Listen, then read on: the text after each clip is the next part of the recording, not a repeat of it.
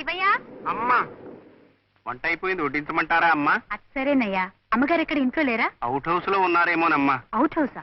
Master బాబు గారు తాగుచ్చారు కదమ్మా. ఆయనతో అయితే ఈవిడికేమిటి? మరి మాస్టర్ గారు కదమ్మా, వర్షంలో తడవటం, బావి మీద ఆడటం, చచ్చిపోతారు కదమ్మా. అమ్మగారు ఎంత కంగారు పడిపోయారో చెప్పలేనమ్మా. తమ కొట్టించమంటారా అమ్మా? అక్కర్లేదు, ఆకలిస్తే నేనే పిలుస్తాను. అలాగేనమ్మా.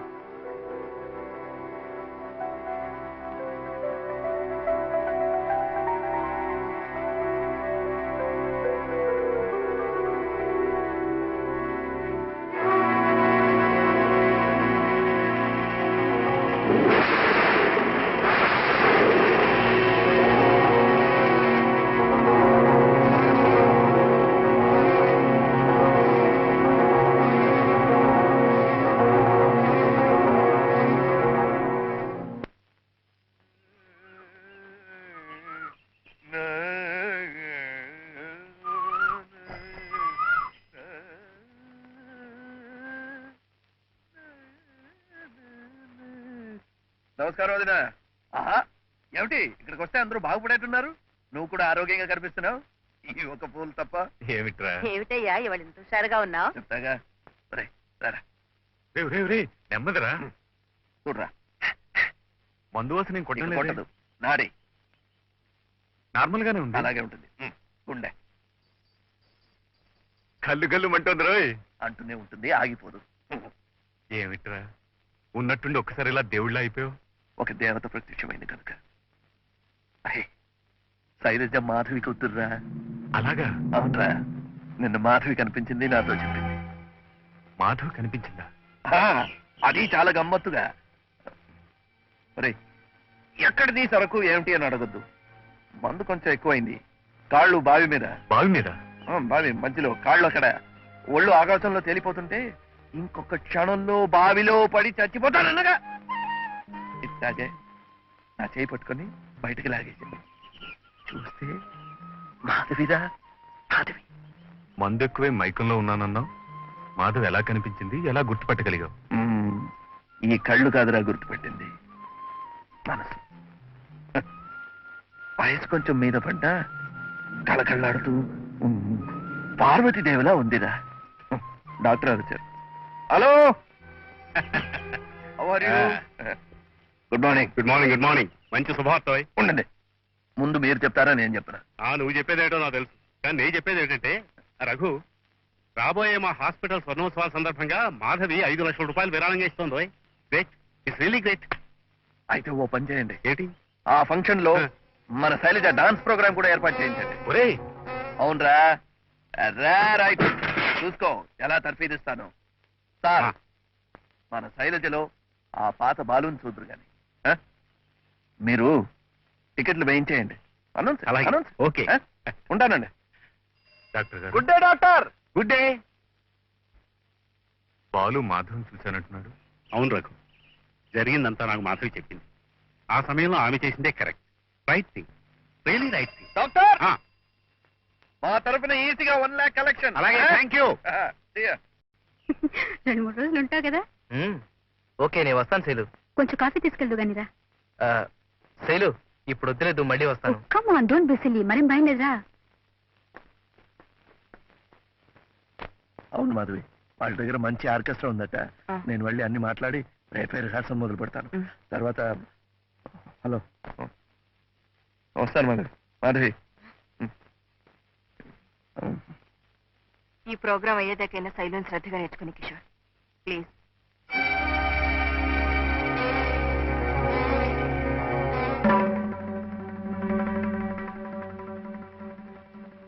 బాలకృష్ణ గారు నా గురువు గారేనా? ఇంకేమన్నా అవుతారా? గురు బ్రహ్మ, గురు విష్ణు, గురుదేవో మహేశ్వర అని నువ్వు నేర్చుకున్నావుగా, నేను చెప్పాలా? అది గురువుగానే పరిచయమైన వ్యక్తికి, ఆ సంబంధంతోనే విద్య నేర్పిన వ్యక్తికి వర్తిస్తుంది. శైలు, ఈ సంబంధం కూడా అంత పవిత్రమైందేనమ్మా. నేనెందుకు ఇలా ప్రవర్తించాల్సి వస్తుందో నీ దగ్గర దాచినక్కర్లేదు. వాళ్ళకి ఎలాంటి సందేశాలు చెప్పక్కర్లేదు, నేను వినక్కర్లేదు. ఆనాడు నా గురించి రాసిన బాలకృష్ణ గారు ఒక తాగుబోతని, రేపో మాపో చస్తాడని చెప్పగానే నువ్వెందుకంత ఆరాట పడిపోయావో అప్పుడు అర్థం కాలేదు. డాక్టర్ తాతయ్యని చూసొస్తానని రాత్రికి రాత్రే ప్రయాణం కడితే ఎక్కడికో తెలుసుకోలేదు. నన్ను ఇంత దూరం లాక్కొచ్చి ఆయన్ని మన ఇంట్లోనే ఉంచి నా గురువుగా ఎందుకంట కట్టావో బోధపడలేదు. కానీ ఇంత చూసిన తర్వాత ఇంకా అర్థం చేసుకోలేనమ్మా. శైలు, నేను చెప్పేది పూర్తిగా విని మీ అమ్మ తప్పే చేసిందో. ప్లీజ్, మా నాన్నగారి మీద నాకెంతో గౌరవం ఉంది, భక్తి ఉంది. ఇప్పుడు తప్పులు తెలుసుకుని నేను ఆయన మర్చిపోలేను. అందుకే చెప్తున్నాను, నువ్వు నాతో వస్తావో ఇక్కడే ఉంటావో ఆలోచించు. శైలు, నువ్వు ఇంకా చిన్నపిల్లవే అనుకున్నాను. చాలా ఎదిగిపోయావమ్మా.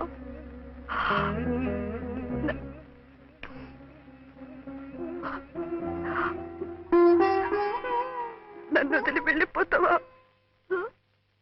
మన ఇంటి గౌరవం మనల్ని వదిలి వెళ్ళిపోయే ముందు నేనే నా జాగ్రత్త పడ్డం మంచిది. అందుకే ఇప్పటికీ మించిపోయింది లేదు. ఎవరిని కావాలనుకుంటున్నావో ఆలోచించుకో. నాతో అవసరం తీరిపోయిందనే ధైర్యం నీకుంది కనుకనే నువ్వు ఇలా అనగలిగావు. రెక్కలు వచ్చాయన్న ధీమాతోనే వెళ్ళిపోవడానికి సిద్ధపడ్డావు. సరే, నువ్వు అలాంటి నిర్ణయానికి వచ్చిన తర్వాత నా నిర్ణయాన్ని కూడా విను. ఎవరికి నా సాయం అవసరమో అక్కడే నేను ఉంటాను. సరే, అయితే నేను వెళ్తున్నాను. రేపు మా నాన్నగారి ఆబ్దికం నువ్వేం పెట్టించక్కర్లేదు, నేనే పెట్టిస్తాను.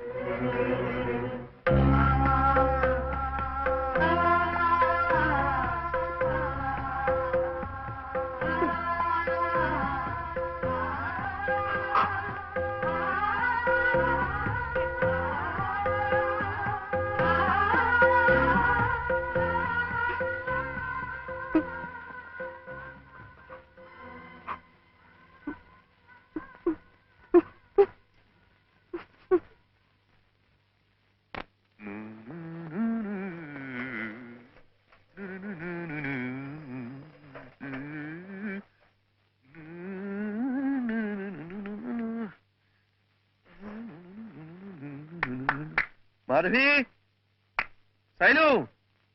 నమస్కారం అయ్యా. నమస్కారం అయ్యా. నమస్కారం అయ్యా. అమ్మగారు గుడికి వెళ్ళారు కదయ్యా.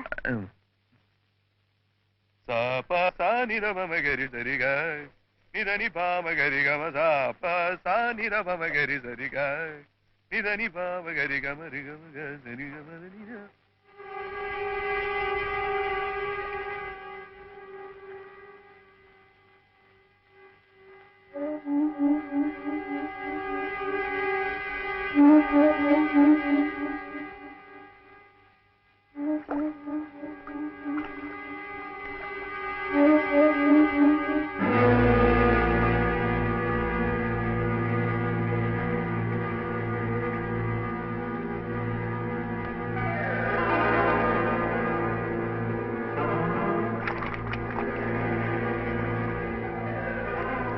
జాగ్రత్త అండి.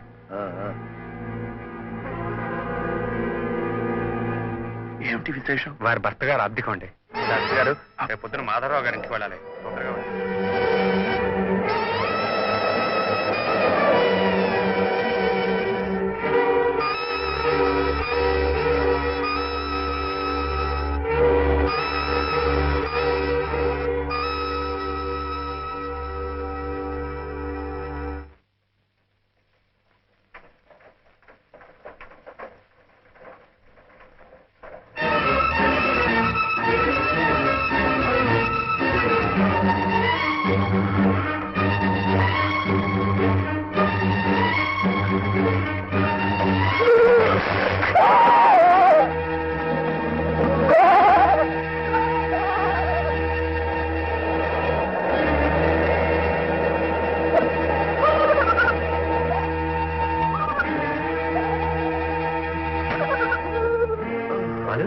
బాలు,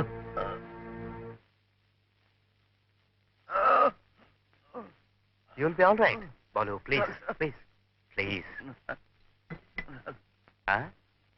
రఘు రఘువా? వస్తాడు, కౌరు పంపించాను, వస్తాడు.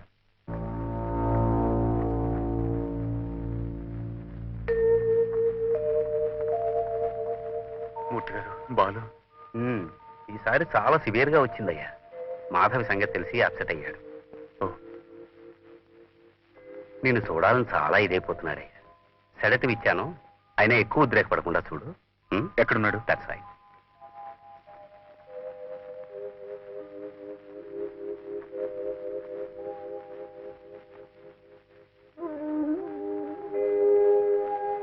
బాలు బాలు బాలు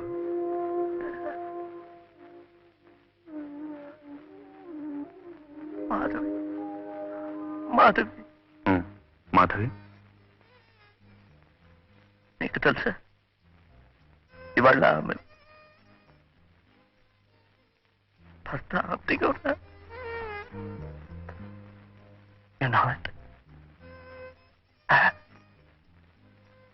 అవును తెలుసు. మరి ఎందుకు దాచారు? నన్ను కలిసినప్పుడల్లా మాధవి ఎందుకలా కనిపిస్తుంది? ఆమెకు జరిగిన అన్యాయం నీకు తెలిస్తే నువ్వు తట్టుకోలేవని, నీ ఆరోగ్యం కొంచెం కుదురుపడిన తర్వాత అసలు విషయాన్ని నీతో చెప్పొచ్చని మేమే దాచాం. నీకోసం రా, నిన్ను మామూలు మనిషిగా మార్చుకోవాలని, నిన్ను బతికించుకోవాలని. బతికి ఉంటే ఎవరికి ప్రయోజనం, చేస్తే ఎవరికి నష్టం రా. బాలు, ఏ కళైనా దైవదత్తంగా సంక్రమించే వరం రా, పూర్వజన్మ సుకృతం. భగవంతుడు నీకు ప్రసాదించిన ఈ కళను నువ్వు చేతులారా చంపేసి భూస్థాపితం చేస్తుంటే చూడలేకపోయింది. నువ్వు కోలుకుంటే ఆ కళ కూడా నీతో పాటు మళ్లీ చిగురిస్తుందని ఆశపడింది. శైలజ నీ వారసురాలుగా నిలబడితే నువ్వు చిరంజీవిగా ఉండిపోతావని కలలు కంది. అందుకేరా పాపపుణ్యాలు కూడా ఆలోచించకుండా నిన్ను బతికించుకోవాలని ప్రయత్నించింది.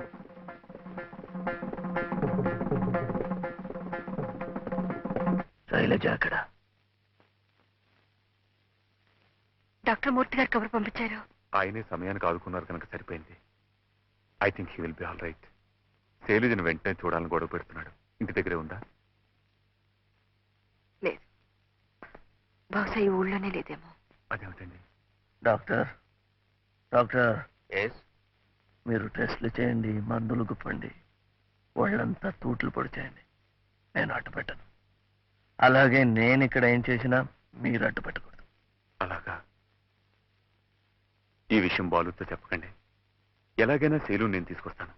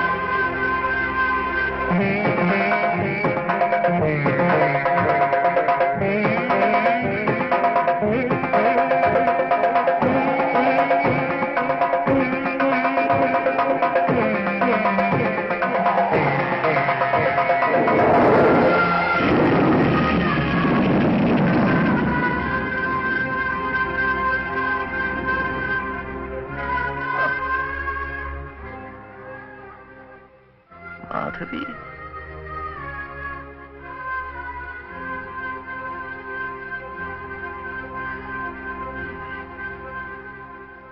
కూర్చో.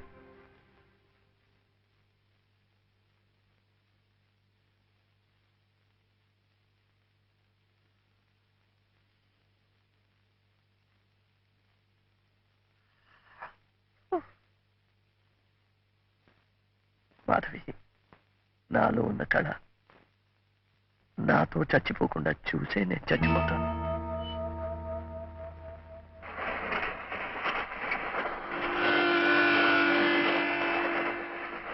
శైలు, వచ్చే స్టేషన్లో దిగి మనం వెనక్కి వెళ్ళిపోతున్నాం. ఎందుకు? ఎందుకేమిటి? అక్కడ హాస్పిటల్లో నీ ప్రోగ్రామ్ అరేంజ్ చేసి ఇలా చెప్పకుండా వెళ్ళిపోవడంలో అర్థం ఏమిటి?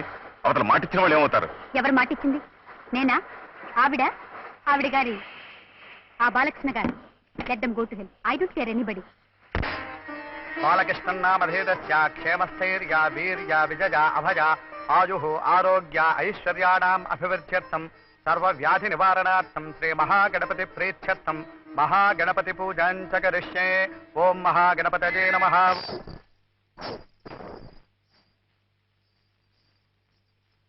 శైలు, శైలు, ఇది నీకు నాకు కూడా పరీక్షమ్మా. ఉన్న టైం చాలా తక్కువ. రాత్రి పగలు ప్రాక్టీస్ చేస్తే తప్పు. బాలు బాలు బాలు, ఇప్పుడు ఆ ప్రోగ్రాం కాదయ్యా ముఖ్యం. అది ఎలాగైనా జరిగిపోతుంది. ఆల్టర్నేటివ్ గా ఏదో ఒకటి ఏర్పాటు చేస్తాగా. డాక్టర్, నో, అమ్మ చెప్తుంది, చేసి తీరండి. బాలు, నువ్వు ఏ పరిస్థితిలో ఉన్నావో నీకు అర్థం కావడం లేదు. Try to understand. డాక్టర్, మీరు నన్ను బతికించాలని తాపత్రయపడుతున్నారు. నేను నా ఆత్మని బతికించుకోవాలని ఆరాటపడుతున్నాను. Please, please don't stop me. Sailu's getting ready. వెళ్ళండి, వెళ్ళి చెప్పండి. నేర్చుకుంటోంది, వస్తుంది, చేస్తుంది అని. బాలు, వెళ్ళండి, నా మాట విని. Please, please.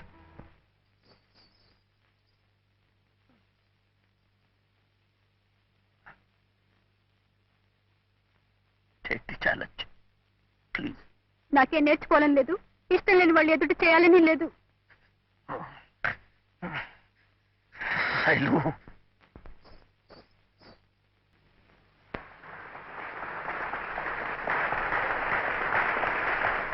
తరువాత ఈ గోల్డెన్ జూబ్లీ కార్యకర్తలు ముఖ్యంగా కొంతమందికి రుణపడి ఉన్నారు. అందులో మొదటి వారు శ్రీమతి మాధవి గారు. 5 లక్షల రూపాయల విరాళాన్ని అందజేసిన దాత. తరువాత శ్రీ బాలకృష్ణ గారు తన ఆరోగ్యాన్ని కూడా లెక్క చేయకుండా ఈనాటి ఈ సాంస్కృతిక కార్యక్రమంలో కుమారి శైలజ గారి నృత్య ప్రదర్శనకు ఎంతో దోహదం చేశారు.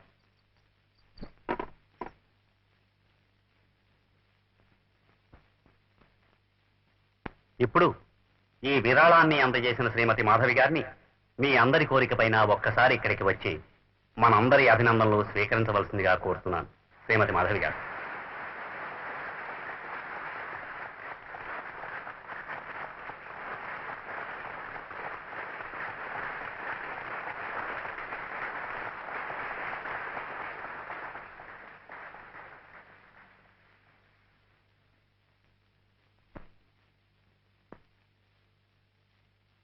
ఇది నలుగురికి ఉపయోగపడాలి. ఇచ్చిన విరాళమే కానీ నలుగురు మెచ్చుకోవాలని పొగడాలని ఇచ్చింది కాదు. అసలు నేను ఇక్కడికి వచ్చిన కారణమే వేరు. శ్రీ బాలకృష్ణ గారి తల్లి ఆయన కళను 10 మందిలోనూ ప్రదర్శించడం, వారి ప్రశంసలను అందుకోవడం కళ్ళారా చూడకుండానే వెళ్ళిపోయారు. నేను అలా కాకూడదనే స్వార్థంతో ఒక మహా కళాకారుడి చేతిలో రూపుదిద్దుకుంటున్న కుమారి శైలజ నాట్య విన్యాసాన్ని కళ్ళారా చూడాలని వచ్చాను. కన్న తల్లిగా నా కోరిక తీరే భాగ్యాన్ని కలిగించిన శ్రీ బాలకృష్ణ గారికి నా కృతజ్ఞతలు.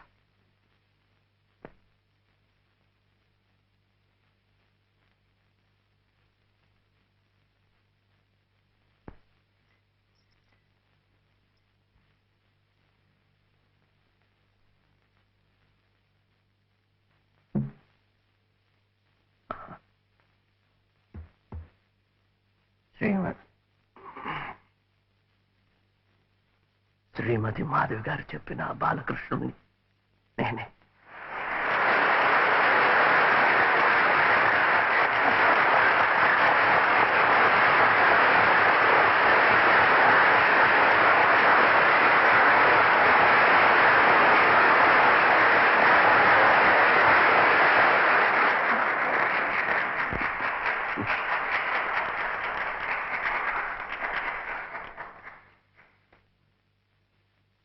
పది మందిలో నా గురించి చెప్పడం కానీ, ఒక కళాకారుడుగా మీ అందరి అభినందనలు అందుకోవడం కానీ, ఇవేవి చూడకుండానే మా అమ్మ వెళ్ళిపోయింది. అమ్మతో బాటే నా జీవితం మసిబారిపోయింది, కుడిగట్టింది. ఆ పరిస్థితిలో నుంచి నన్ను బయటికి లాగి మళ్ళీ పునర్జన్మనిచ్చేది ఈ ఈ దేవత. అందుకు ప్రతిఫలంగా ఏమీ ఇచ్చుకోలేని పేదవాడిని కుమారి శైలజ నృత్యంలో నా విద్యను ప్రదర్శించి ఆ మహాతల్లికి నా కృతజ్ఞతలు తెలుపుకుంటున్నాను. జరా మరణజం భయం